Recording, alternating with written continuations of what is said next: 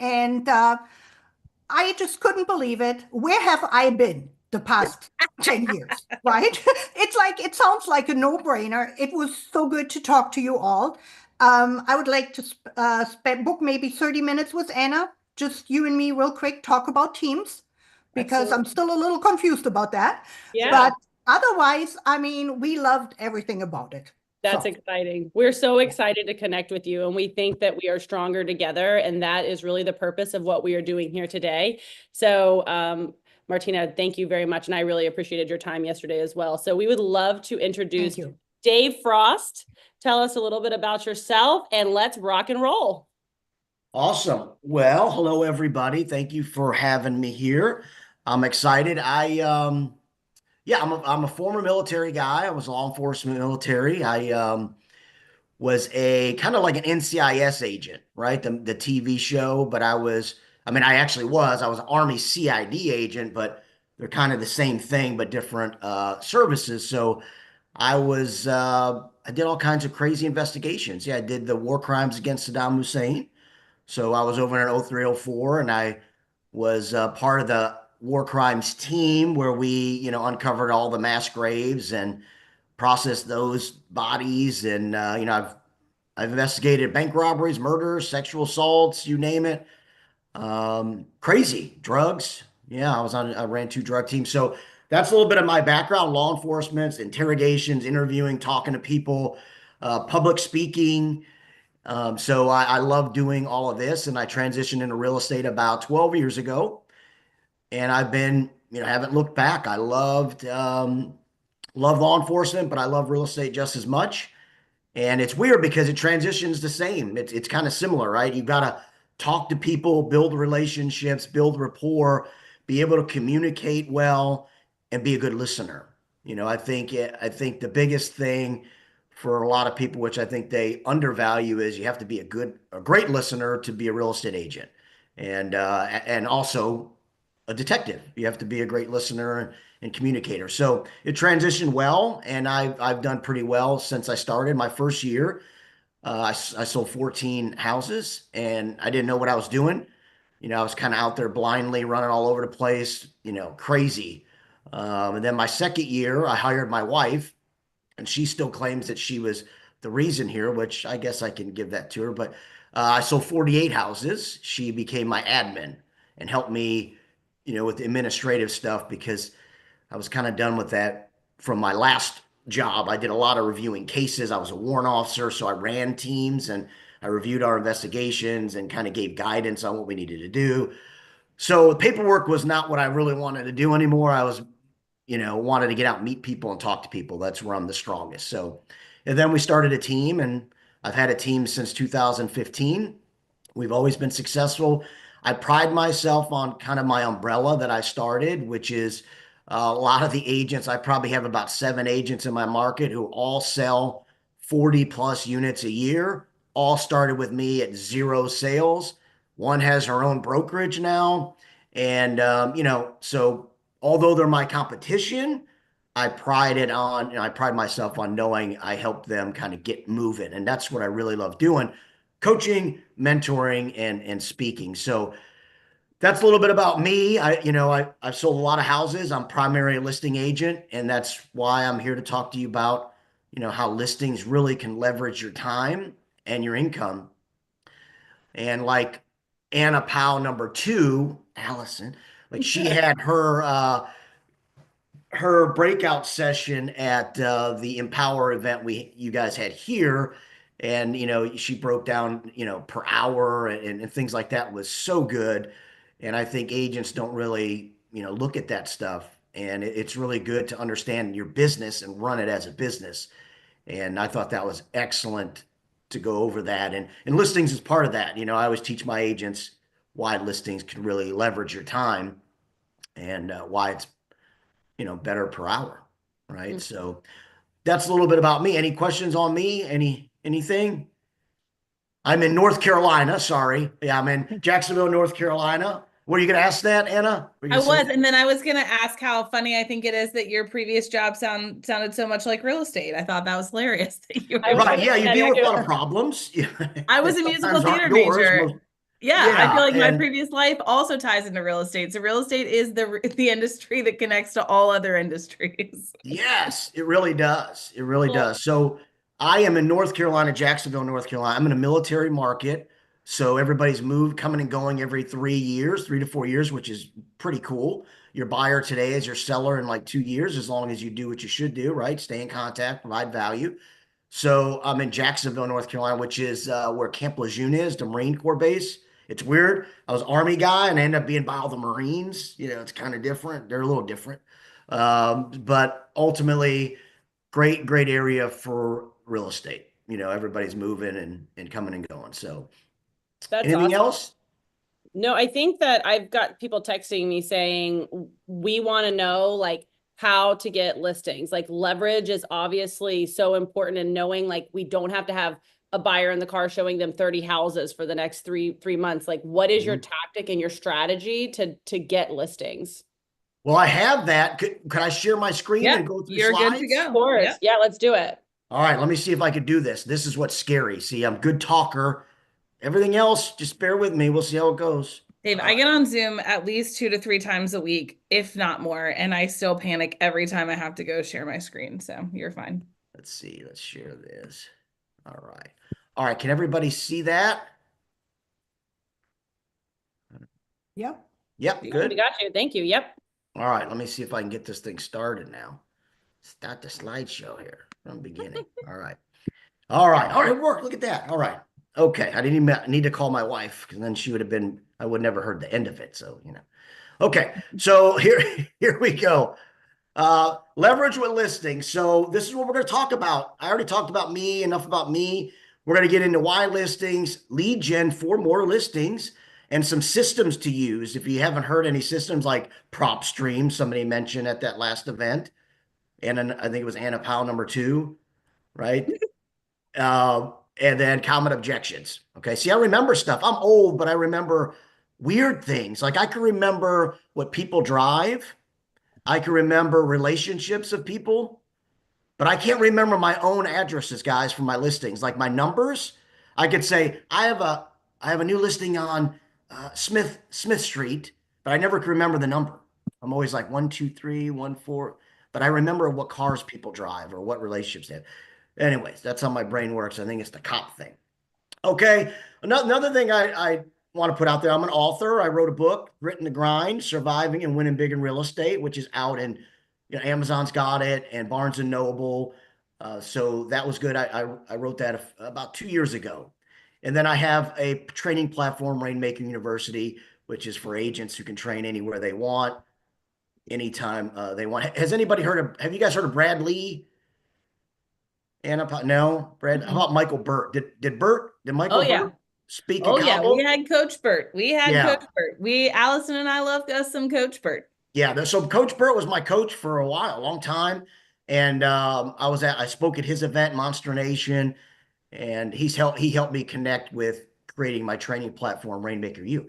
That's And awesome. I met him through Jay I Kinder. threw the book link in Amazon, just FYI. So if you guys want to find the book, it's in Amazon. It's in the link in the chat. And that book can take you from start to finish to real estate. That's why I wrote it for, kind of how to get through real estate and the grind. We all know it's a grind and gritty, right? So, okay, so why focus on listings? Who can tell me why that would be important besides Anna and Anna #2?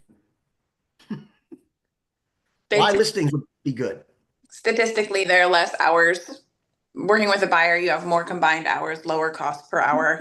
With a listing, you have a higher cost per hour, lower amount of hours. Plus, it Yes. helps you attract buyers. That That's too. another great point, right? Right? I don't even need to go on. That's it. We're done, guys. We're that was the two things. Yes, great job. Yes. Okay. So here's a couple reasons, right? They provide you the best leverage. All right. So for time, if for me, it probably takes me, now in my time as an agent and listing agent and how many sales I had, it probably takes me 3 to 4 hours to deal with a listing, meaning meet the photographer, get the stuff signed, go over it, put it in MLS, stuff like that. If you're doing all that. So it's about a 3 to 4 hour deal. And just think about that. Now you're not it'd probably take me 1 day of that with a buyer. Okay. And here's what I want you to understand. I'm not against the buying. I think my last 4 sales have been on the buying side. Okay. So you want to help everybody you can help. But if you could focus on listings, buyers come, right? So ultimately time, marketing ability, right? You can market a buyer. They can give you a referral, right? And push your name. But just think about a listing, just as Martina had mentioned, if you get 1 listing, what can you do with that? Think about how much you can market, right? Social media ads, sales ads in Facebook, open houses, right? Just right there, you can generate all kinds of buyers, which I go into later, is you never, you don't have to pay for a buyer lead if you really don't want to. You can really push your listing or your team's listing or your company's listing and focus on getting buyers to you as much as you want. Make sense? So that's why it's good, because again, it's a way to save time with buyers, is push your product out, which is your listing, to generate more buyers. All right. And think about this. Not that anybody wants to move offices or anything crazy, but you're more valuable, I always have said, from a listing standpoint. And why would that be? If I'm a listing agent, I'm coming to Anna's company, why would I be more valuable than a buyer's agent? Because you generate buyers. Generate buyers? What else? What else do you think I do? Or what we would do as a listing agent? Exposure, like we can have signs in our market. And so I feel like it's brand exposure. Brand exposure. More signs out there, right? More sign calls, more buyers you're generating. So, you're more valuable to most. Okay. So that's good. Income predictability. I know when I sit down with Allison, if she's my seller, we're going to negotiate commission. Okay. And then I know what I'll be paid for sure. With all this buyer's agent, commission and the change there, right? Buyers now, agents don't know what they're getting until they're told. And then sometimes that pushes them away, which you don't want that. You're not supposed to do that, but you never know what you're going to make. And then you don't know how long it's going to take you to make that. So that's hourly, right? If you're looking to start a team, I always believe you should you should be a listing agent first, because you're able to provide an inventory, a sales inventory, to somebody who's maybe newer, who needs leads. Okay. So I think that's a major piece to being a team leader. And if you're a part-time agent, I always talk to agents here and say, I'm a teacher, but I want to do real estate, or I'm doing this. So I say, listen, easy. We just got to focus you on listings. I'll train you to be a top listing agent, and you can do that all the time as a part-timer, right? You don't need to show up. You don't need to do certain things, only for your listing appointments. And of course you got to call and follow up with people, but ultimately you could do that as a part-time agent better than you can a buyer's agent. Okay. Because buyers, you got to work kind of with them on their schedules. Make sense? All right. Any questions on that? I always like to ask this too, because I'm going to get into stuff that some of you may be uncomfortable with, in the sense of not like law enforcement uncomfortable, but stuff that you're like, so are there more people that we know or don't know? Don't know. Don't know, right? I mean, people are like, well, duh, that's a dumb question, Dave. But I always like to talk about that, because I think people, when you talk to a lot of people, they say work your sphere of influence, which absolutely, and that we're going to talk about that in this presentation. However, some people like me, I came to this marine town, I didn't have a sphere of influence here at all. I didn't know anybody here. My wife was stationed, she was military too, and my wife was stationed here. I got out first, transitioned in real estate. She still was in, and it pushed me this way. I was at Fort Bragg, North Carolina, which is like 2 hours from here. So when I got here, I didn't have a sphere of influence. Guess what? I had to create one. So sometimes you're gonna have to create what you don't have. And then always remember, although you have a strong database, it's always great to try to add to the people you don't know, bring them in, right? Coca-Cola doesn't market just to people who bought Coca-Cola, right? No, they're marketed to everybody because they want more leads and more sales. Okay, so let's talk about this piece. Now I'm going to get into the lead gen piece of ways to get more leads. Now, all of these are going to be at a different sales funnel is what I call it, right? And I don't know if anybody's talked about this before, and some use top of the funnel, I think, as the bottom, and the bottom as the top. I've seen it a couple different ways, but so this circle prospecting, okay, this isn't the most aggressive way. It's at the lower end of the sales funnel, meaning when you call, just understand these people you're probably going to have to nurture, okay, or they're not at this time ready for a while, okay, so you just got to stay in front of them. So if you're looking to get a listing today, probably not circle prospecting, okay? So this is a lower end of the funnel. You've got to use your scripts. Let me move this. Hold on. Got to move the Zoom so I can see. Use a script like for your, use a listing, an open house, a just sold. That's how you get in conversations with people, right? An easy way, and I use Ricky Carruth. Everybody knows who Ricky Carruth is. Heard of him? Yeah, good guy, funny. He lives down by my parents in Alabama. So me and him have talked a lot about prospecting and calls. So Ricky Carruth made his living on basically this. And really what he does, now he lives in like towards the Gulf Shores, which is a lot of condos on the water, second income or, investment property. So he would call them and basically instead of getting into like, hey, Anna, do you want to list? Do you want to list with me? Let's list. He would basically just reach out and say, hey, Anna, this is Ricky Carruth, with blah, blah, blah, blah. I don't want to take too much of your time. Is there anything real estate related I could do for you? Do you have any real estate questions, right? You see how easy that is, just asking somebody that. And then he would just get in that dialogue. And then he would try to get some contact information more than he had, like an email. And then he'd put them on an email drip, provide value. That's really his big, but he would call 200 a day, 100 a day. So, it wasn't like he called 10 and then call it a day. But if you think about it, you can do it that way. It's instead of trying to get a listing, hey, you thinking of buying or selling anytime soon? Do you know anybody buying or selling? You can just ask them if they have anything real estate related that you can help them with, right?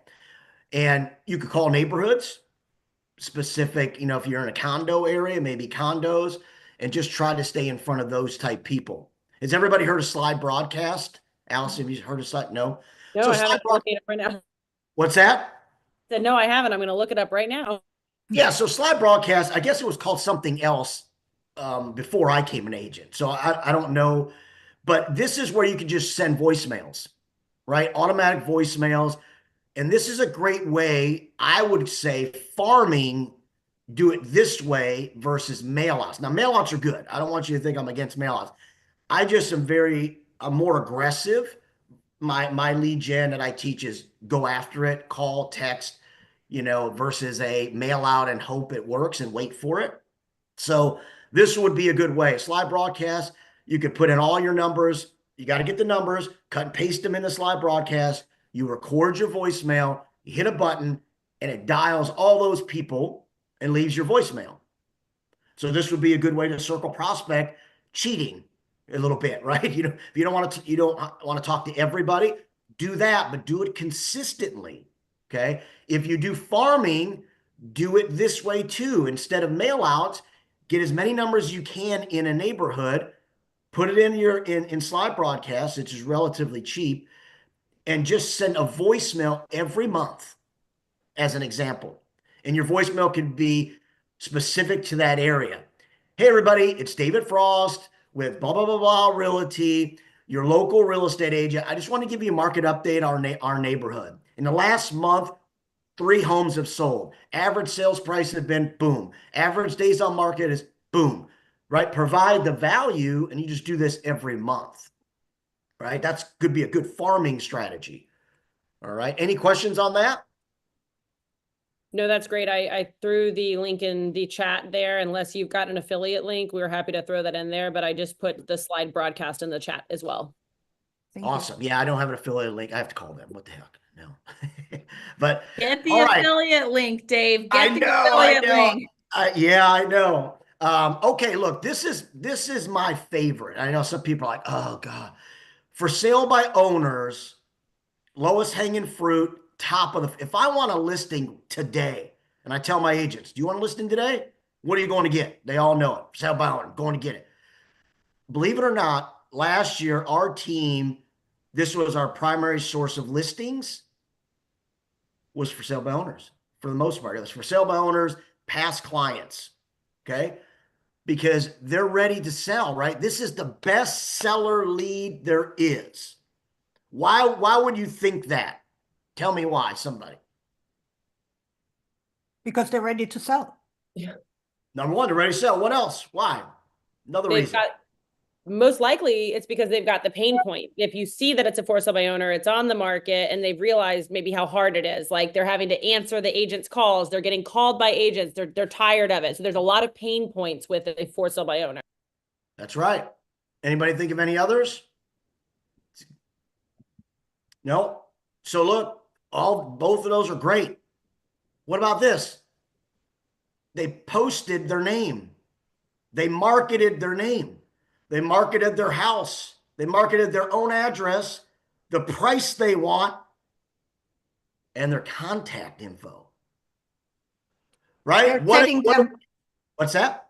They're setting themselves up for scammers and for criminals, really. Well, no, yeah, that too, but also we know everything. All we have to do is just pick up the phone and call them. We've got all of their information. We didn't have to look for it. Yes, because what's the number one thing that most agents complain about? Internet leads or what? Bad. Mickey Mouse just registered, right? We get them all the time, right? Mickey Mouses or something not appropriate, appropriate to repeat on the Zoom. Right. Yeah. I was trying to think of something, but I was like, I'm just going to go ahead and Don't repeat it. Yeah. So look, they're putting all their contact, everything how much they want, their address, their name, and their number. That's the best lead. There's no other way you can get a better lead than that. Okay. Here's the biggest thing that I think agents are not trained at is they always are trying to get the listing over the phone. Okay. Not what you want to do. Okay. If any of you guys want the script that I have and use, I will send it to Allison and Anna, and you guys can use the script we use. This thing, it works, right? The idea is to get the appointment. Get the appointment. All right. If you just remember that when you're calling for sale by owners, get the appointment, get in front of them, and then I'm going to go over how you're going to close them out and get it. Okay. So never try to get the listing over the phone, because that's what every other agent's doing. Calling Anna, and Anna's like, oh my God, this is the 5th agent this morning. I don't want to talk to you guys. No. So right away, when I'm calling, I'm not trying to get the listing. I'm trying to get the appointment, right? I'm going to ask them a few questions in my script, which is just kind of for me to know, but I really don't care at this point. I'm just that, I've been doing it so long. I know what I'm doing, and I'm just trying to get that appointment. Okay. But my script will show you exactly what you should do and give you some good questions. Okay. But no matter what, if I call Anna right now and I say, hey, this is who I am, I don't want to take too much of your time. You never want to take too much of their time, right? It's going to be really quick. I don't want to take too much of your time. Is your house at 123 Smith Street on the market? Yes, it is. What's the price of it right now? This. Have you had any offers? Right? When can I come see it? That's all. That's all you want to do, right? Well, I don't want to list it with you. No, I completely understand. I get it. I know you probably have 50 calls. When can I come see it? I'd love to come see it. All right. So try to get the appointment.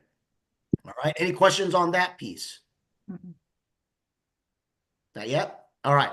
So in your mind, when you're dealing with for sale by owners, and we're going to go over just 2 objections. I'm not going to be long on objections at the end, but it's commission based. That's your number one objection. So remember that when you're calling them, and here's my law enforcement piece. In my training program, what I did was, as I started calling as a new agent, I realized my cop stuff can help. And what I did was I started basically jotting down almost a profile of each of these leads, expireds, for sale by owners, absentee owners. And I started realizing, okay, this is how it's going to be on these calls. And then it helped me understand I'm getting into a call with a for sale by owner. Commission is going to be the primary objection. I need to get really good at that objection, because it's 90%, 95, 98% of the time. That's what it is. I don't want to I don't want to hire an agent for commission. Too much money, right? I'd want to save the money and do it myself. But we all know that doesn't really happen. 98% of homes on the market are sold by agents. Only 2% are sold by for sale by owners. Remember that. So when you do talk to people, what are those odds? I take the 98% versus 2, okay? So here's what you could do. You meet it for sale by owner, bring paperwork. Bring a property disclosure statement like in North Carolina we have, a mineral rights. Bring it with you. Ask them, hey, look, I know you're selling on your own. Do you have a property disclosure statement or a mineral rights? If they don't, say, hey, I got one for you. Or you can say, hey, I can bring those back to you and I can help you fill them out. That gets you the second appointment. And you're providing value. People are like, oh, wow, that guy's coming back to help us out. That's pretty cool, right? You better believe they're talking about it, right? If they're a married couple or whatever, they're gonna start talking like, maybe we just need to hire Allison. I mean, look, she seems like she's already knows what she's doing. She's bringing us, documents. She's a 10, right? See, I got you. I remember all that. Good stuff. So focus on the amount they want to make. When you're talking to people, they're going to get wrapped around what Anna wants to. Anna, what's your commission? Anna, that's a great question. I think the most important thing to consider is how much do you want to make on the sale? Commission means nothing at this point. Let's talk about what do you want to take home when you leave? When you sell this and you leave, what do you want to take home with you? What do you want to actually make?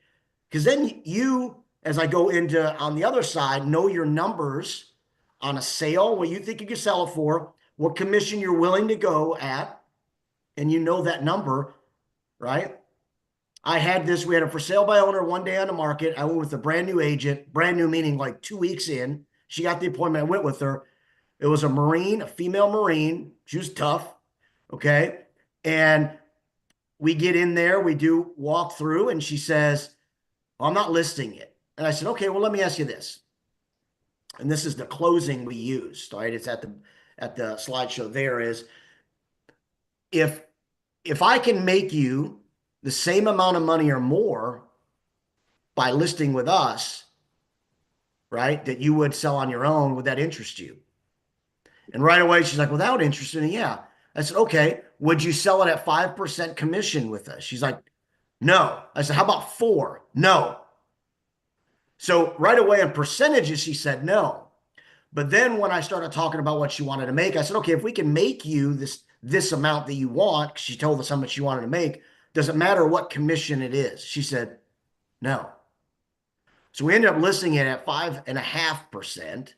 And she got the money she wanted, actually got over asking. So I just had to reshape her thought process. What do you want to make versus focus on a commission? Make sense? But the best closing is, hey, Anna, I got a crazy question. I always ask, why haven't you listed this with a real estate agent? That's going to give me some paths to go, right? So as soon as she answers, it's going to be commission or, I want to try it on my own. Then I go into, Anna, if I can make you the same amount or more and we list it, right, then you can sell it on your own. Would that interest you? If they say no, then they're not really interested, right? Then you got to ask why. Got to ask great questions. Always great questions, all right? Mondays are best to follow up. Why would Monday be the best to follow up, we think? They've spent all weekend selling something online. Yeah. Right. And again, most for sale by owners have different careers. So weekends are when they're off and they think that's when it's going to be hopping and popping, right? All these buyers are coming out of nowhere and they're going to be here. Okay. And when they don't sell it over the weekend, they'll get discouraged. Or like Allison said, they're overwhelmed with dealing with agents showing up, right? And or calls. We've had a lot of those. We've called them. They call us in 4 or 5 days later. Hey, look, come list this. I'm done with this. I don't want to deal with these calls anymore. All right. This is lowest hanging fruit. Get a listing today. This is it right here. You can do it. All right. Any questions on for sale by owners? No, that was great. All right. I have a quick question. Yes. So thank you. So when you go and you're at the property, do you take your paperwork with you after you get the appointment, or do you leave and have them sign it online? Because I guess my fear would be once you leave, they might reconsider, right? So do you take it like a written copy to get signed at the appointment? I like to not take it, Okay. and then I lock them in for another one. And For a all I second say, appointment. Okay. yeah. So what I say is, hey, look, do you have the mineral rights or property disclosure? You know, that's what we have here in North Carolina. If they say, no, we don't have that, never heard of it. Okay, well, look, you're going to need that when you sell. Okay, and this is going to be good for you. So how about this? When I leave here, I'll go back to my office. Can I just bring that back, or can I meet with you tomorrow just to give it to you? I'm not here to stay forever and bother you. I just want to help you with it and help you get through it. And And- if during your second meeting you bring up their objection, which is commission, and you say, you know, what if I can make you this? What if they come back to you and say, well, what if you don't make me this? Do you have like a backup plan where you say, well, if I don't make you this, then there's like a tiered commission or something? Or do you just kind of, how do you handle that objection? Great question. So I never promise them a certain amount. Not saying that you are. I just want to make sure that. Sure. So what I say is, if I can list it, if you can list it with us, a top real estate team, and we can make it the same amount or more, would that interest you? And then if they say, well, yeah, I'd be interested in that. Now, all the time, you're right.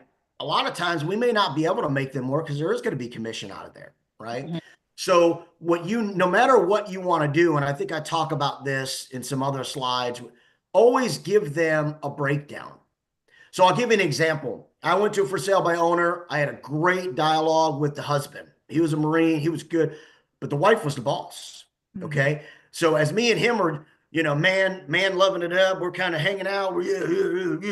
And then I gave him that, hey, if I can list it, boom, boom, boom, boom. He's like, absolutely. Yeah, let's do it. She was in the kitchen cleaning up stuff because it was a vacant house. They were getting ready to have an open house. She yells, no, we are not listing it. So no, she was like, and he was like, oh, she said no. So I was like, oh, okay. She's like, no, we're good. I think we list at the top of the market. I don't think you can make us more money. I said, I got it. I understand. I said, but if I could, would that interest you? She was not interested. Okay. So here's what I did. They had an open house that weekend. I said, okay, so here's what I'm gonna do. I'm gonna send you those documents over. Okay. Or I could bring them to you. Just send them. Got it. All right. So you want to try to bring them versus give them the option to send it like I did. But what I did was I used that opportunity to put in an email, and then I broke down the numbers, them selling on their own and me selling it and my team. And I was about $4,500 off. So I was less, right? Hiring me was going to make them less. So I sent that to them, no response. The Friday, the Saturday open house, Sunday at night, they emailed and said, we want to just list it. The $4,500 difference is no big deal to us. We don't want to mess with this anymore. Okay. So money, numbers will talk. Always remember that. That's how you get people's attention. Even when some of these leads, like rentals is one. You got to throw some money out there to draw. It's like a lead magnet or a bait. Okay. So hopefully that answered your question. That helped a little bit? Yeah, thank you. Yeah, no matter what, just break down the numbers, right? So I've done it so many times that where I can go to a house before I go, even with my agents on my team, I'll know sales numbers and commission of where we'll be, and then I'll know how much that will be. So then when they give me a number, I already calculated what it's going to be without their number. And then I just kind of add or subtract. Does that make sense? And I never want you guys to go in there and discount your commissions. Okay. Never. It's not what you should do. However, I'm a big advocate of making something versus nothing either. And I'm not saying, hey, I'll do it for 1%. Absolutely not. That's ridiculous. Never. Right. But I always know, okay, look, I'm good at, and I go in this later, a certain commission for my end. Right. So I negotiate maybe a 4.5 commission, but I'm at the 2.5 side as an example. Does that make sense? So know those numbers. So when you go in there, you can manipulate a 5% to a 4.5 to a 6. So internally in your head what you can work with based on the numbers they want. Did I confuse anybody? No? Okay. Any other questions? I actually have one, and Yes. I might just be a little bit off here. Are you talking about supplying them with the actual disclosure forms, the North Carolina Real Estate Commission forms, or the samples of the forms? Yeah, we do both. We'll let them fill them out, help them out, like tell them, hey, this is what you have, and things like that. And if they have any questions about it. Okay. Mhm. I always thought it was frowned upon by the Real Estate Commission to give North Carolina real estate forms to people that you don't have an agreement with. No, I Oh. haven't heard any of that. Never had any Okay. issues with it. Yeah. Well. No, good point though to bring up. Yeah. Martina, I think you might be thinking about like the in-car forms that like our real estate association drafts. I don't know, like these are the state forms. Even when I did a for sale by owner, I had, for my file to get cleared through EXP, they had to fill them out. So I had to provide them to them. So I don't know if there's any difference between like the disclosures versus like OTPs and amendments and things like that. Right, But right. I would never, I've never given any clients a North Carolina like 2T to ever use, like or like not a client, but like a for sale by owner. But I Right. have provided the disclosures because I had to have them to fill my file out when I bought one. So Well, I obviously give the disclosures once you have them listed, Mhm. if you have a listing agreement in place. Mhm. And before, I definitely do a net to seller. So they see the numbers, like Dave said, numbers talk, right? Yep. But I would have not given out the professional Disclosure. homeowners disclosure, Mhm. right? And the MOG, and give them what they need to sell without them signing a listing agreement first. Mhm. I would tell them about it, or maybe give them the sample form and say, here, this is really what you need going forward if you want to do it by yourself. But I would not actually give them the actual form, Mhm. so they would have it, the legal form to do it with. Mhm. Yeah. We've always given it, and it's a value, right? That you're trying to, basically what you're trying to do is provide that value so they understand why they should use you. Yeah. And Versus that, yeah. I totally get that. I Yeah. just thought it was frowned upon from the Real Estate Commission to take the actual Real Estate Commission form to give to somebody that you don't have an agreement with. That was my point. Yeah. Nope. We've always done it. Never had any issues. My tip for today.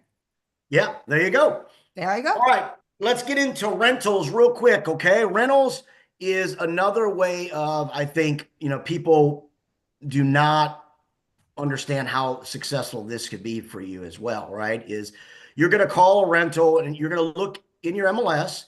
And for us, usually they're a year lease where we're at, okay? And it probably is other states, I'm imagining. So, go about 9 months prior to that, right? And you want to search for those rentals that you think are coming off of the rental market in the next 3 months or so. Here, we can list it 90 days out. I'm not saying you list it at 90 days out, but you can from the lease ending. Make sense? Mhm. So that's what you want to do. And you want to start getting in a dialogue with these potential sellers. Okay. So the key, like I said, is getting to them prior to the lease expiring. All right. And if you're at a 60 days, I think you could be ahead of the rental company or property management company, reaching back out, trying to get them to move or get them to lease it again. Okay. And then you want to reach out to the owner, and basically you want to see what they're looking to do with it after the lease ends. Okay. Make sense? Yeah. So if they're looking to maybe rent it again, you always want to say, hey, have you ever thought about selling it? And then let them answer the question. And then you get into, okay, great. How about if I shoot you over some numbers? I could show you what your resale is. Would that interest you if it's a good number? That's how you get into that dialogue, right? You're ahead. Make sense? Now, understand you can't, even if you get it listed, you can't close on that house, right, until the tenant's lease is over.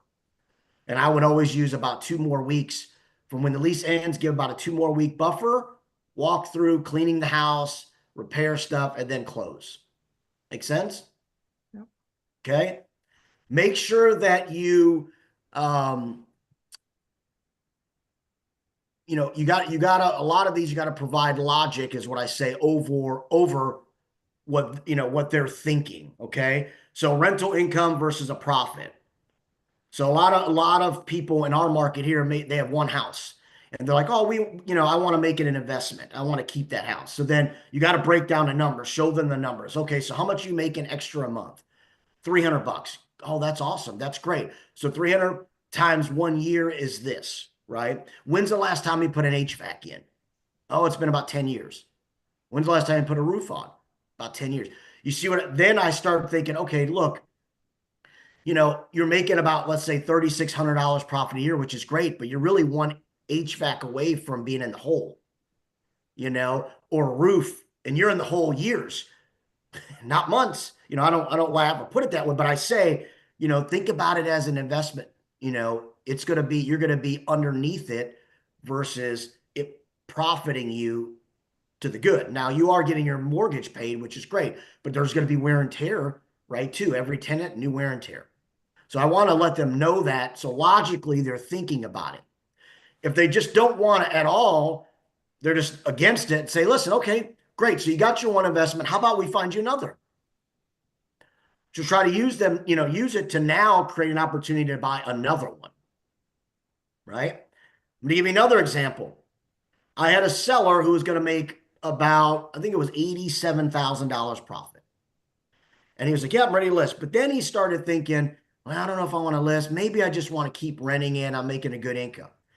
I said, well, let's do this. Let's break down the numbers. Let me break them down for you and send them to you of, if you sell this house and you make this profit, let me look at some things. So what I did was I looked at his profit margins, and then I went and said, listen, if you sell this house, you're going to make $87,000 profit, correct? Yes. Why don't you sell it and buy 2 investment properties? Use your 40 for each, put them as down payments, or 30 and keep another 20 or 10 from the profit. And you can do 2 loans for 2 investment properties for 2 for 1. He was like, that's a great idea. I'm just going to sell it. I'll figure it out after. And I said, are you going to sell it and figure it out after? But at least you have profit to figure that out versus you just got one house and you're making some money off it. You're going to have a good profit. And now you could potentially buy two investment properties to rent out to make double what you were making for this house. So that interests him. So you've got to be able to explain and talk people through these things and provide some logic and just some, you know, like a deal making. Make sense? All right. The big benefit for rentals, I getting ahead of them now, is they're going to never make a payment again. So if you get to them at 90 days, you actually list it 60-day mark, get on the market, get some showings, hopefully get a contract within the 60 days. It closes as soon as the rental lease ends, and it goes from rental lease, cleaning it, repairs to closing, no payment for that owner. All profit coming in. Okay, so that's the idea. That's what you're telling him. That's what we're calling you early. Make sense? Yep. Any questions on that one? Nope. All right. So let's go over expireds. So expireds is going to be, again, it's going to be top of the funnel. And these guys, like I said, as far as who you're talking to, they're going to be disgruntled, right? They're going to be upset that Allison didn't sell their house, which Allison sells them all and Anna sells them. But let's just say in this scenario, she doesn't. Okay. So, you know, now they're disgruntled. They're thinking we're overrated. We're paid too much. We don't do our job. Right. So the script that I use is very investigative. Okay. So what I do is I want to know what didn't go right.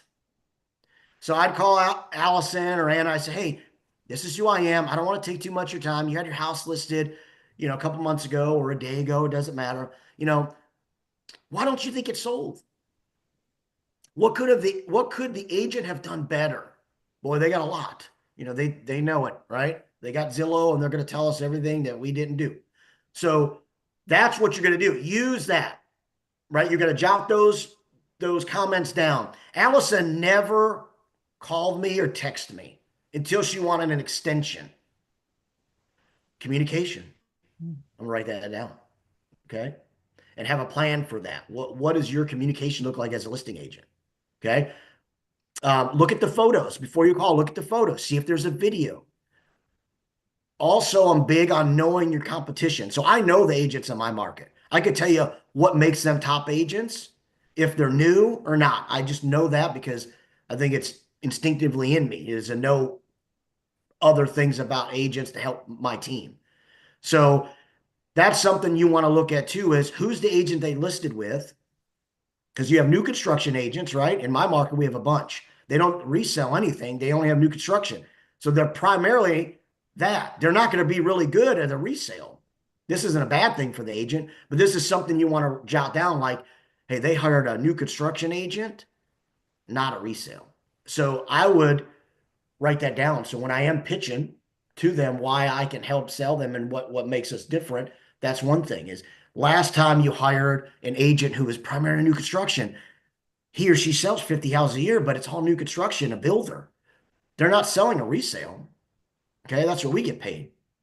Good to do, all right?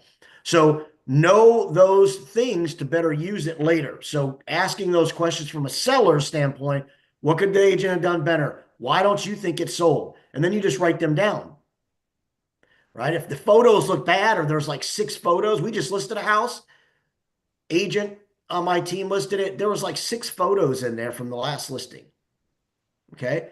So when we told them we're going to have a professional photographer show up, we're going to do aerial shots of the house, we're going to do a video, you know, she was like, whoa. So that seller was like, oh, okay, you know, right away. So we listed it. So just those are the things that those answers they give you are what you use later. Communication. My agent doesn't talk to me. Great. Here's how we're different. I communicate with all my sellers every 10 days. So every 2 weeks, I'm reaching out to you to let you know what's going on, how many views we got, feedback. If we never got the feedback at the time or after the showing, I'm going to give them feedback. After every showing, I'm going to reach out to the agents to try to get feedback. Now, sometimes you never get it. Agents won't respond. We all know that. But at least you're trying, right? Stay ahead of that stuff with your sellers. But you want to provide that value to an expired, what they didn't have. Make sense? Mm-hmm. So some people always ask, should I go after older expireds or the one that just expired today? Go after them all. I don't discriminate against expireds. I will go after one that goes expired today and old ones. Okay? Because you can get them. Don't talk yourself out of it. Okay? So here's what I like to always say to agents too is you have to think logically. We're all in a profession. We're professionals. We're licensed. Amateurs think different. They think like they go off of what they like to do. That's how they think. Okay? They don't think in how can I create an opportunity? What am I committed to? And this is a business. So expired is one of those ways, right? Call the expired to happen today. Call the expired happened yesterday, a week ago, 3 months ago. Call them. Because day to day, we know, right? Life changes. Today, or this year, I have 3 kids. Maybe 2 of them are graduating next year or this year. Next year, I may look to downsize, right? Maybe a divorce happens. Maybe a grandkid happens in a different state and I want to get towards my grandkids. So all this changes with people's lives. So never, not want to call somebody no matter how long it is or short it is. Make sense? Yeah. All right. Call, text, best way. There's an agent on my team. She may be in there, Erin Clark. She lists houses with never even meeting the people and sometimes never stepping inside of the house until photos. She just is such a good texter, good dialogue, good deal maker, problem solver. Tara Serrano is the same way. She's on my team. She may be in here too. Both of those. And Tara Serrano, if she's in there. So she first year in real estate was last year.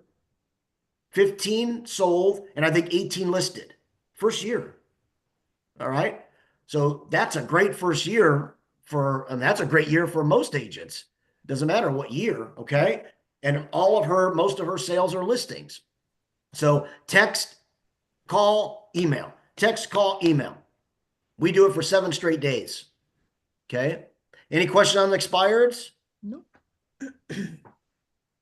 Here's a law enforcement trick for you too, right? Because in real estate, you've got to find people. And I'm going to give some systems to find some numbers, but ultimately go to the tax cards. Sometimes within that tax card, Anna's address is going to be different than the one you're looking for. Now you've got another address to search to get a number. If you don't, say it's in California or somewhere really far from where I'm at, here's what I would do, just like law enforcement does. I would call a local agent in that market. Hey, Anna, you're in San Diego, California. I know this is going to be weird. This is who I am. I'm a North Carolina agent. I'm trying to get a hold of Tammy Smith.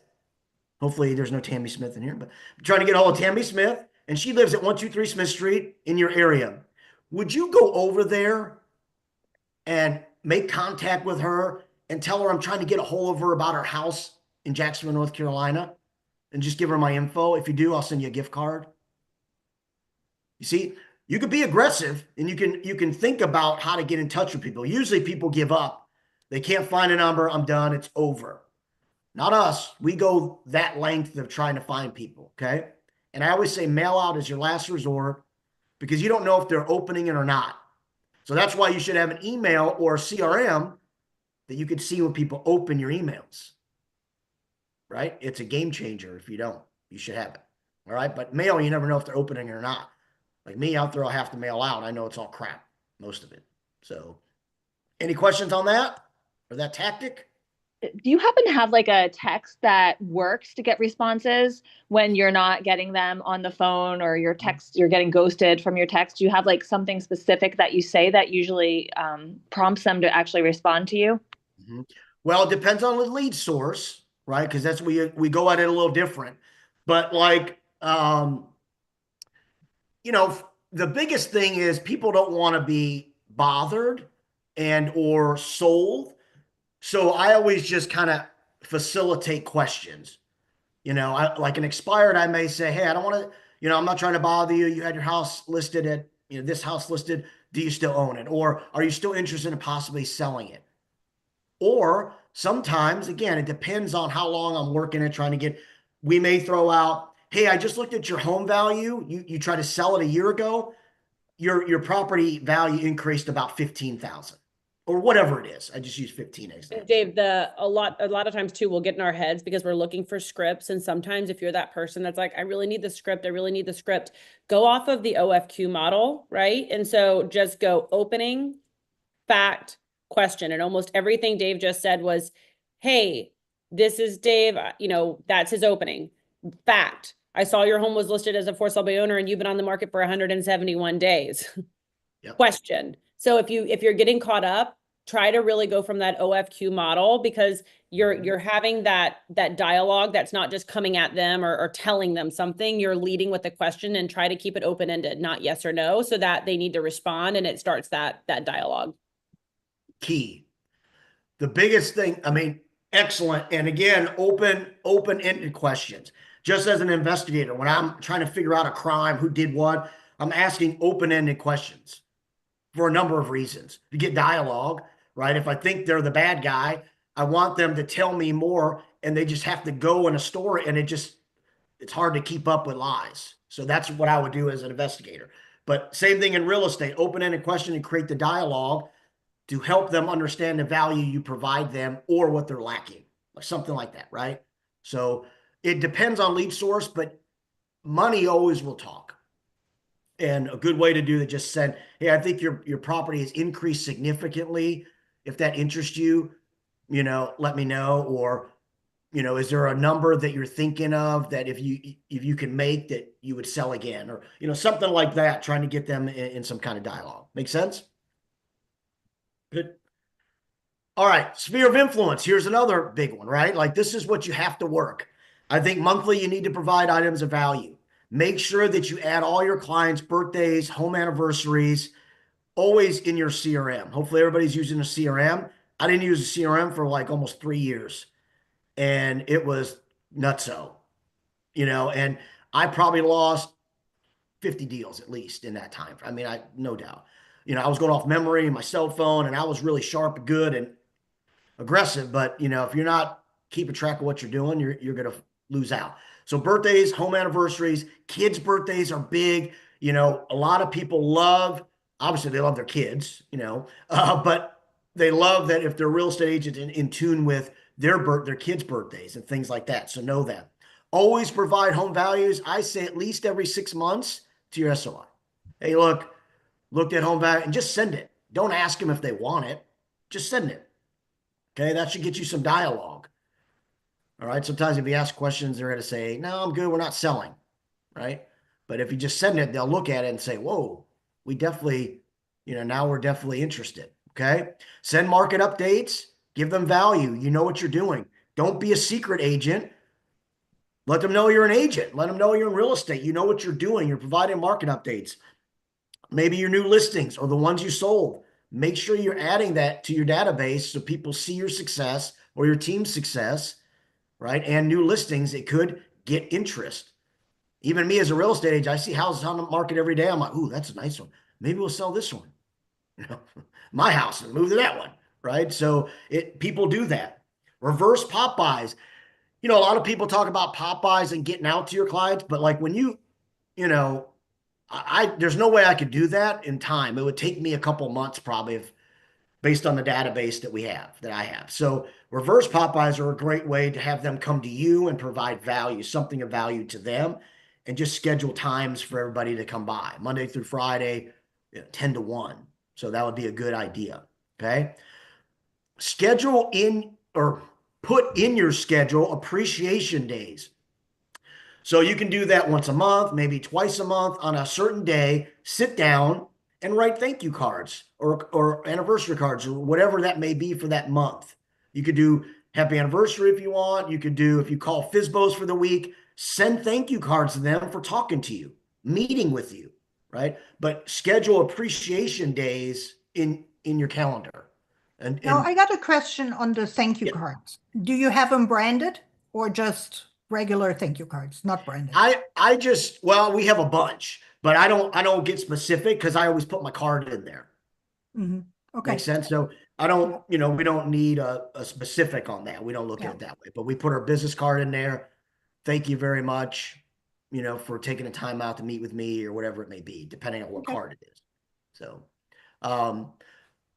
I got a builder as an expired and through thank you card. Okay. He expired. He didn't want to list at that time. He wanted to give his agent another chance, another 6 months. I said, got it. Sent him a thank you card. 2 weeks later, I followed up. Hey, did you get my card? I did. Thank you very much. Oh, great. Do you have any other projects going on? Maybe you're looking to interview agents? Actually, I do. If you could meet me out today, maybe I could talk to you about it. What? Of course I can meet you out today. Boom. Went out there, met him at this brand new subdivision he was getting ready to start developing and building. The house I initially called him for expired again. I ended up listing all of those townhomes, brand new construction, about 17 of those. And then I took over his neighborhood and sold that out. Right. And then years later, he kept building. I took 2 more areas with him from expired and a thank you card. Okay. So it'll work. Get into videos, sending videos. I know we talked about this for years, but videos are a great way to be different. So don't be scared to do a video. Everybody knows what you sound like, what you look like. Okay. So don't worry about that. Be you. You don't have to have them pre-scripted. Just be you, you know, and do videos instead of emails or text. Instead of, you know, birthday email, just send a happy birthday video. Make sense? Mhm. Here's a big thing to do is in your database, find out who all the, I don't know why I have future. I should have feature. Sorry about that, but feature business owners in your database. So find out who all owns businesses in your database. And then say, hey, once a month, I want to showcase business owners. And is it okay to showcase you, Anna? You own a coffee shop. Is it okay to showcase that? You know what I mean? They're going to love that. Okay. So once a month, that's what you do is say, hey, Anna owns a coffee shop. She's March, you know, and find out and start scheduling it out for you. And then in your database, say, hey, you know, I just want to feature Anna's coffee shop at 123 Smith Street. Please go see her if you're in the neighborhood for coffee or whatever it may be, right? You can spin it however you want. but that will get you a lot of business within your database too, because those businesses now are going to want to push you. Make sense? Yeah. Makes them very happy. Okay. Ask for business. I know if you've been doing real estate a long time, you watch other people you know list with somebody else. You're like, and then they say, oh yeah, I don't know. This person just asked me to list it and I felt bad, or blah, blah. You never asked me. So make sure you ask for them. Hey, look, if you do buy or sell, I want to be the agent for you, right? Does that sound good? Or is that, or do you have an agent? Or, you want to get in that dialogue for your sphere. All right. And make sure no matter what, you're reaching out every 90 days. Questions? Nope. All right. Absentee owners. Who calls these people? Anybody? Nope. Me, Me? Yeah. How's it go? Good? really well. All right. Really, I can't really see- well. You do it really? Okay. I can't People see need you to do saying it. this. I don't know why you don't. Just do it. She's so chatty. Listen to her. Me, really well. Yes, Yeah. she does it. She does it well. She does it at a high level. That's it. See, there you go. That's all we need. Right to the point. Boom. All right. So Consistently. look, this is a great way. And I think I taught this in a class in Rainmaker, which is my training platform.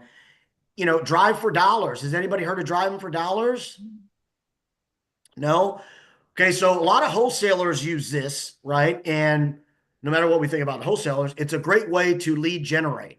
So for instance, find a neighborhood that's an older neighborhood, not a rundown ghetto or high crime area. I said, because one agent was like, I'm driving in these really bad areas. You have me going. I'm like, no, I didn't say driving bad areas. I said driving older neighborhood areas, not new construction.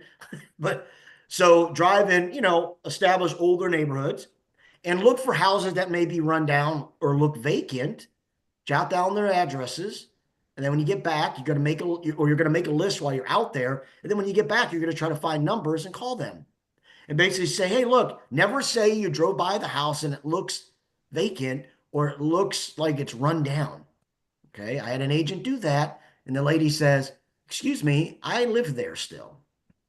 Yeah, You want to know what's really funny? I text myself, and these were the two addresses I texted myself yesterday because I do it all the time. If I see a property that I feel looks like there's nobody there or whatnot, I text myself and then I hit the sales funnel on it. So I still do this every day I text myself an address that I go after.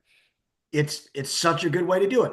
You got to be on the lookout all the time. When you're out and about, you see a for sale by owner sign, take the number down, even if you can't, because you're out doing something else, but you can get back to it. All right. So driving for dollars is driving neighborhoods, pick a neighborhood in the afternoon, drive it, jot down houses that look vacant or run down. And then the next day in your mornings, I always think in the morning is the best way to lead gen, make your call to them. Make sense? Utilize systems like PropStream or Deal Machine. Deal Machine, I'm a big advocate for. I've used it a long time and I just am very familiar with it. So and it's relatively cheap as well. PropStream I had too. I just didn't use it as much as I use Deal Machine, but both of them are great systems. It doesn't matter. Okay. Call, text, email, regardless of the outcome or the conversation that you have with somebody, send them a value of their home. Okay. No matter what, send them a value because you never know what will change their mind. And usually it's money. Okay. And in this instant, if you have an investor, these are great for people who have investors because you could say, hey, Anna, thanks for taking my call. Look, I went past your house at 123 Smith Street. Not sure if it's rented or not, but any interest in selling that? Oh, I inherited that house, nobody's living there. Oh, great. Would you be interested in selling it? Sure. Do you have a price that you're thinking of? It's good to always know what they're thinking because you don't want to definitely come in here and be like, that's a dump, here, 60 grand. And you're like, what? That thing's the best thing ever. I want 150, it's going to go rough. So try to gauge if they have a number in mind and then you can work from that number. A way to do it too is if you have an investor, you're saying, hey, I have cash buyers, or if anything else, I can list it on MLS and get you multiple offers from everybody else's cash buyers. So don't be just stuck on my guy because he may not buy it, or my girl, she may not buy it. However, I can still list this thing and get you multiple offers potentially and list it for everybody else's buyers, right? Make sense? Mhm. And or you could say, hey, I've got vendors I use, contractors, I can get them in there. They can walk through it. We can come up with a list of what we think needs to be repaired and or updated to get you top dollar. Then we can list it too. You see, you're providing the value of why they would want to use you no matter what. Make sense? Any questions on that? Nope. Boom. Top producer list. And I call it a top producer list, but it could be, you know, one agent. So, oh, oops, didn't mean to do that. One agent said, well, couldn't I just do this with all sales? And I said, yes, you can, but then you're going to overwhelm yourself with all the sales. So here's a way to do, you know, shrink it down, be hyper focused. So if I know Anna's at 1 through 3 Realty and I know she sells, you know, 60 homes a year, I look at Anna's sales a couple years out past. In our market, I'm going to go 3 to 4 years. So I'll go 3 years from now, which is 2022. I'm going to look at Anna. I'm going to print Anna's sales out in MLS. So I have a sheet of all her sales. This is going to take some time, but you do it in the afternoon and then you start getting your numbers prepared for the next morning. Okay. So now afternoon, I'm printing out Allison's sales for, you know, 2022. And then I'm going to go one by one. 123 Smith Street. I go to MLS, 123 Smith Street. Did it resell since 2022? Nope. Good. That's on my now call list for tomorrow. Okay. So I start developing a call list. The other ones I eliminate, say they sold again. Okay. And then now I have potential leads to call for the next day. And basically, this is going to be at the end of the funnel, bottom end of the funnel, because you're going to reach out to these people and say, hey, this is who I am. You know, I'm just calling past buyers like yourself that bought a couple years ago. Like in my market, it'd be and used a VA loan, veterans loan, right? I can see that in MLS because I know they're probably military and going to move. I'm just calling people like you or homeowners like you, seeing, you know, if you guys have come out on orders or if you're thinking of moving soon or have to move soon. What's your plans, right? I want to now get in front of them as now their new agent versus their old agent. How do you guys know the statistics on agents not staying in contact with their past sales? Do we know that? Must be a huge number. It's bad. I I know. think It's a I huge think number. it's something like 87% of buyers say that they would use their agent Mhm. that they purchased with, but less than 22% actually do. And then on the follow-up, it was because they never followed up. So they actually did not remember the name of their agent. Mhm. Right. So depending on years, but I researched this and it was in like 2020 to 2022, and there was about 87% of agents never followed up with their past client. 87%, just as Allison said. And then a couple years after, it was like 93. It's just crazy. So remember, because I had an agent in one of my training courses I have, Kickstart, which is an 8-week program. She was like, he was not digging anything we were teaching her. She was like totally. And so, you know, she didn't make one call. She didn't do any of the homework we gave her, nothing. But she was like, well, this is ridiculous. There's no agents out there that are not keeping in touch with their agents. And I said, what? No.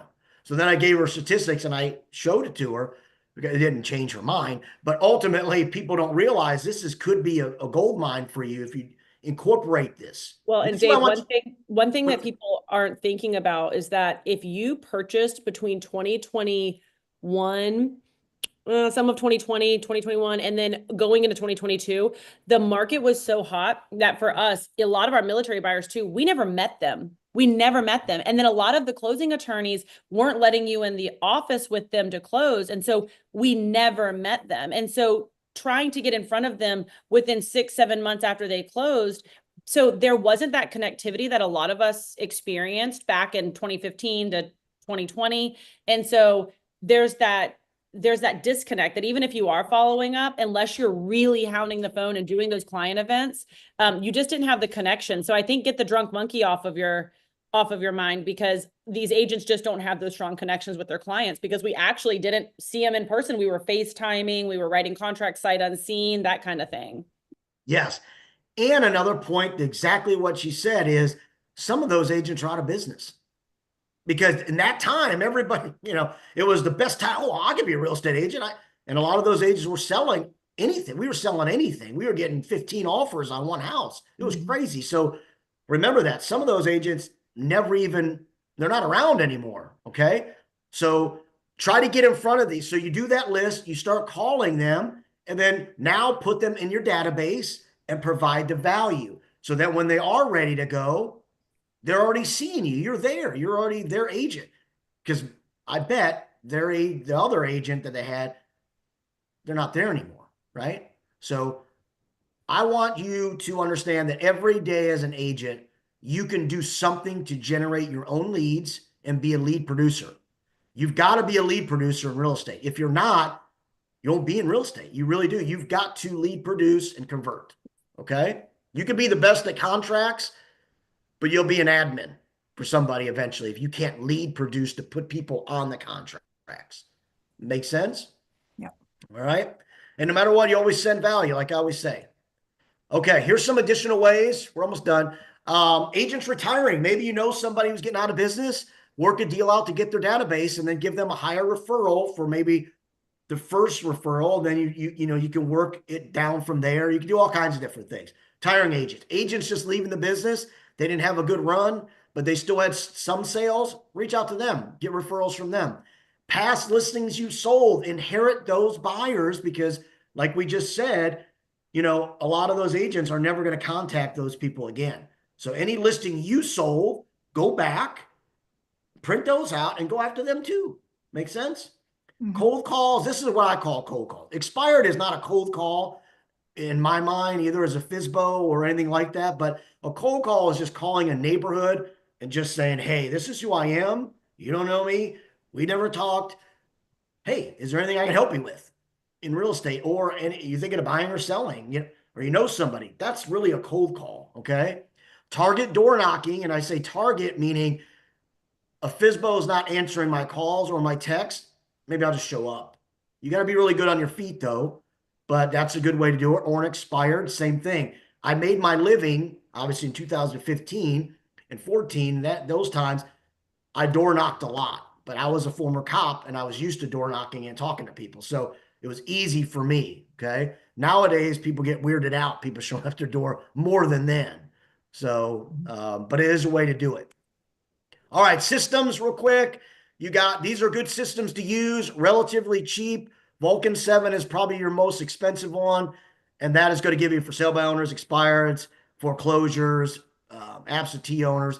Same thing with Red X. You could buy that system as well, but Red X is way cheaper than Vulcan 7. But in most areas like ours, Vulcan 7 is very much a little bit better. I would say the best system that we have as a team is Deal Machine for numbers. PropStream may be that way too, but I know from our standpoint, we use Deal Machine and getting the numbers is very accurate. Spokio is a good way, right? If all else fails with some of these systems, Spokio is really cheap too, but they'll give you relatives or people they may know, and then you can reach out to them just like law enforcement. See, I'm good at this. Hey, I'm going to reach out to Anna because Anna's Allison's sister. And maybe Anna can give me Alice's number and then I can list her out, whatever it is. That's how we look. And look, don't forget social media. Social media is such a great way to find people and or information, sometimes too much information, but ultimately you can easily use that to help you. Make sense? Yep. Any questions on those? Nope. Objections. Let's go over these real quick. I just got 2. I know there's a bunch, but I want to go over there. So commission, here's a great way, especially if you're a new agent. Focus on what you want your commission to be. If I'm a new agent, I always say, try to guide your conversations in all these. Don't let people dictate where the conversations go if you're new. Stay on script, guide where you want to go. That way you're less likely to have to answer questions you don't know because you're taking it in a direction. This is kind of an interrogation training for you. Take it in a direction you want to go. Stay that direction because it helps you. In this case, commission. So when you get to the table and they start saying, hey, let's talk about commission. Hey, great that you brought that up, Mr. and Mrs. Seller. My commission is 2.5%, 3%, 2%, whatever you want it to be, okay? The real question here is, what would we want to pay a buyer's agent? I suggest no lower than 2.5%. I suggest no lower than 2%. whatever that may be. So what would you want to pay the buyer's agent? You see how I just got right off of my commission? And I went right into the buyer's agent commission. Oh, well, how about 2% is good for us? Okay, so look, so we can list this thing at 4.5%, and I can get the photographer here next week. How's that sound? Or tomorrow, or the next. You see what I mean? Right away, you get right through that. This is awesome way to do it, right? And great for new agents. Or you develop 2 different listing packages, 5% as an example, and maybe a 6%. Okay. And then when they bring that up, say, I'm glad you brought up commission because this is a big deal here. So I've got 2 packages for you to review. You select which one best fits what you want to do and how you want us to maneuver. So tell me which one you like. Here's the 5% one, and here's what you get. Here's the 6% one, and here's what you get. What do you think? You see, you just get around that. Make sense? Be flexible. I always say never lose a listing over commission. I mean, unless it's too crazy, okay? I don't want you to think like I want you to take nothing. But just, I had an agent join my team, and he told me about 3 listing appointments that he went on prior to my team. They wanted too much money, and they only wanted to give like 4.5% commission total. I said, okay, well, let's talk about that. So all 3 of those, did they sell? And he said, yeah, they sold. I said, okay. And they listed with other agents. Yeah, they listed with other agents. Okay, so you lost all that commission, right? Yes. So, well, you should have took them, right? No matter what, try to get something versus nothing. Okay, so this is what I always like to tell agents. I don't want you to discount yourself, but for me, if I can make 10,000 versus maybe 11.5, I'm still going to take the 10,000, right? Just think about it that way. All right, any questions on those commission ones, easy ones? Nope. Okay. Friend in business, you're going to hear, it's good to say, hey, look, it's great you have a friend in business, but I know that sometimes it's bad for the friendship, right? Because you're expecting something and they're thinking something different. A lot of times when you're friends, things aren't done the same because it's a friend. So I'm thinking, I can go easier. I cannot do this as much. So it could cause a bad relationship between you guys, right? That could be a way in. Last but not least, the last straw is offer that friend a referral. Right? If they love Allison, but I know Allison is a new construction agent or whatever, I may say, listen, Allison's great. How about this? How about we list it? Once I sell it, I'll give Allison a referral, and then we can surprise her with it and say it's from you. Something like that, right? They always go, oh, you'll do that? Sure. Because again, making something is better than nothing. Make sense? So just try to be a deal maker. All right. Any questions? Nope. I know I went a little long. No, you're Look at okay. the This was listings. great. Yes, this was great. I've got text messages from people saying this was amazing. Val had to pop off early and she said that this was great and great in power. So we really appreciate you. You did a great job and brought so much great content. Thank you very much. I had a good time. And guys, we live stream on YouTube. And so you can always go back and find this on YouTube if you ever want to do a replay or share it with your friends. And as always, we would love for you guys to give us feedback, give us questions that you would like to discuss so that we can bring you the most value possible and lean into you and help you grow your businesses. Thank you so much. Of I course. really appreciate you guys having me. Yes, Martina, thank you. Thank you, everyone that's on. Dave, Thanks, thank Dave. you so much. Thank you for having me. Thanks, It was guys. awesome. Thank you so much, Dave. We'll send you the recording too, and we'll see you guys next week. And it'll be a great week. Go sell some houses. Go sell some houses. Bye, guys. Bye, everybody.